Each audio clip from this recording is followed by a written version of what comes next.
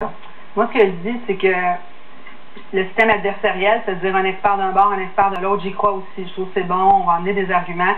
Mais en tant que docteur, ce que j'ai vu comme notion qui était apportée dans ce procès-là me laisse perplexe. OK, vous parlez des psychiatres qui s'affrontent entre eux. Je parle des psychiatres, je parle des toxicologues. Ce que j'ai vu,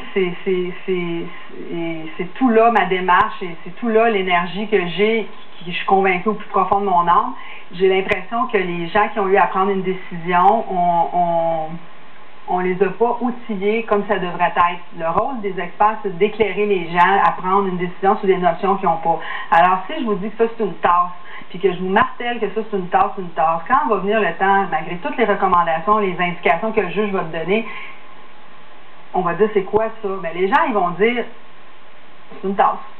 Et c'est ça qu'on leur a dit que c'était, je veux pas qu'ils prennent pour moi, là, je veux qu'ils aillent en leur âme et conscience à nouveau, malgré toute la grogne, malgré tout. Mais moi, ce que je pense, c'est qu'il n'y a pas eu une justice. Puis je pense pas qu'Olivier et Anne-Sophie ont eu un procès juste équitable. Parce que c'est pas juste pour l'accusé, là, les chartes, là, des valeurs et tout ça, mais on a pour les victimes. Ouais, voilà.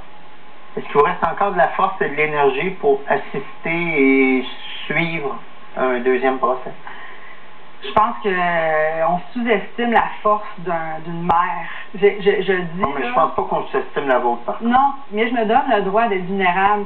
Mais je pense que il doit y avoir un, comment je pourrais dire, je vais me reposer, j'ai le goût de me reposer, j'ai le goût de me retirer. Je pense que j'ai fait ce qu'il y avait à faire, mais on est gardiens, nous, les victimes, de la protection des droits des autres. Je sais pas si c'est très subtil, là, mais la femme qui a été violée, qui se tient debout, là, on va y rentrer dedans, on va dire que ta robe était trop courte, c'est de ta faute, le procès des pères rédemptionnistes, là, ben, c'est à toi de pas y aller dans la chambre, puis parce que t'aimais ça, puis etc.